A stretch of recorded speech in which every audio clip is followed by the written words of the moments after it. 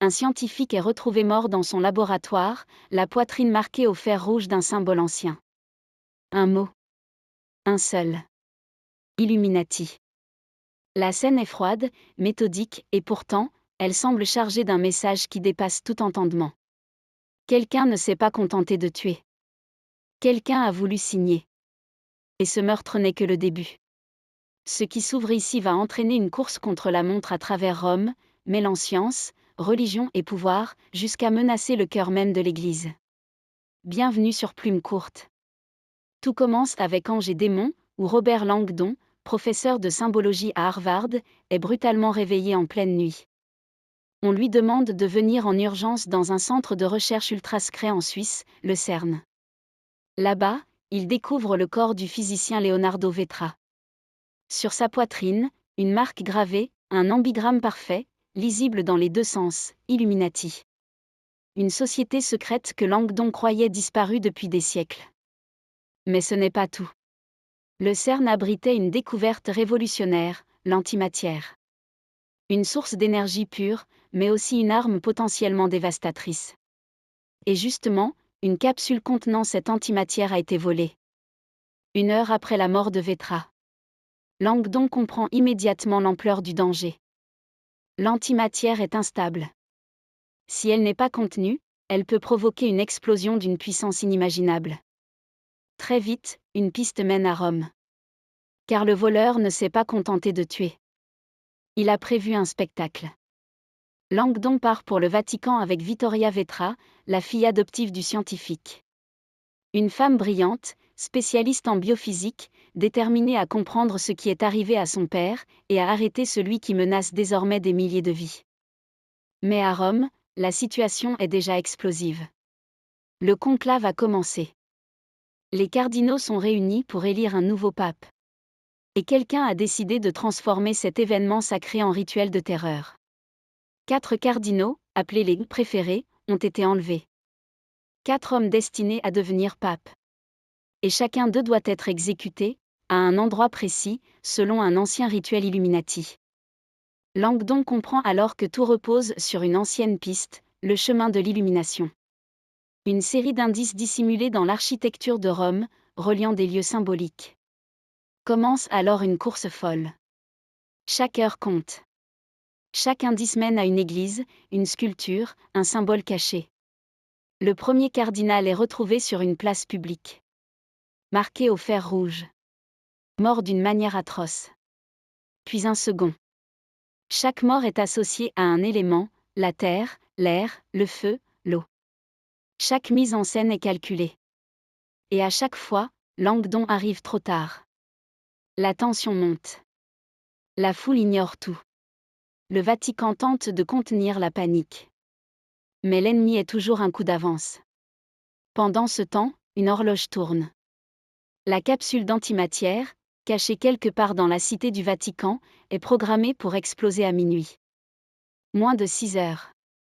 Langdon et Vittoria avancent, guidés par les indices laissés dans des œuvres de Gian Lorenzo Bernini.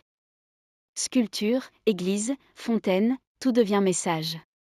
Chaque lieu révèle un fragment du puzzle. Mais chaque découverte les rapproche aussi de l'horreur. Car le tueur ne cherche pas seulement à tuer. Il veut humilier l'Église. Il veut exposer sa vulnérabilité. Et surtout, il veut prouver que les Illuminati sont de retour. Au fil de leur enquête, Langdon découvre que les Illuminati étaient autrefois des scientifiques persécutés par l'Église. Une société secrète née dans l'ombre, animée par la soif de connaissance et la vengeance. Mais ce qui se joue aujourd'hui dépasse largement une simple revanche. Le plan est beaucoup plus vaste. Plus dangereux. Et plus personnel qu'il n'y paraît. Pendant que Rome s'embrase lentement sous la menace, un autre acteur entre en scène, le camerlingue, Carlo Ventresca. Un homme profondément croyant, chargé de gérer le Vatican pendant l'absence de pape. Il incarne la foi, la rigueur, et une certaine forme de tension intérieure.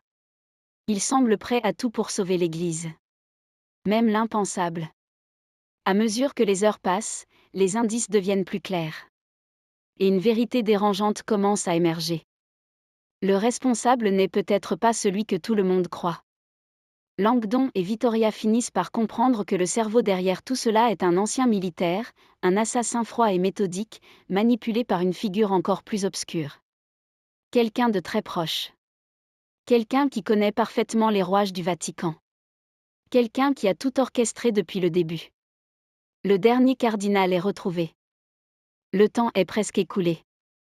La capsule d'antimatière est localisée, dans un endroit impensable. Au cœur même du Vatican.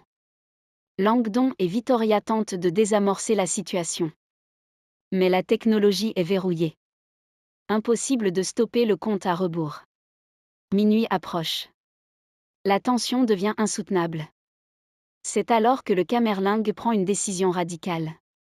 Il emporte la capsule à bord d'un hélicoptère, s'élève dans le ciel de Rome, et disparaît dans la nuit. Quelques instants plus tard, une explosion gigantesque illumine le ciel. Une déflagration spectaculaire, mais suffisamment haute pour éviter une catastrophe au sol. Le Camerlingue est acclamé comme un héros. L'homme qui a sauvé Rome.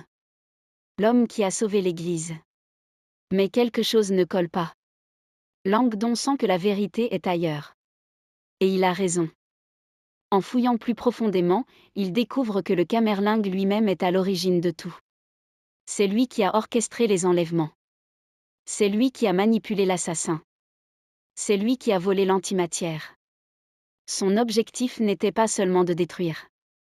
C'était de recréer un miracle. De prouver au monde que Dieu existe. De restaurer la foi, par la peur. La révélation est brutale. Tout ce chaos n'était qu'une mise en scène. Une démonstration. Une manipulation.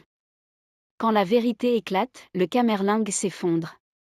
Incapable d'assumer ce qu'il a fait. Et face à la révélation publique de ses actes, il choisit une fin tragique. Le Vatican est sauvé. Mais profondément marqué. Langdon et Vittoria quittent Rome, épuisés. Ils ont empêché une catastrophe. Mais ils ont aussi découvert quelque chose de troublant. La frontière entre foi et manipulation est parfois plus fine qu'on ne l'imagine. Et dans l'ombre, certaines vérités restent encore à moitié enfouies. Car ce genre de pouvoir ne disparaît jamais vraiment.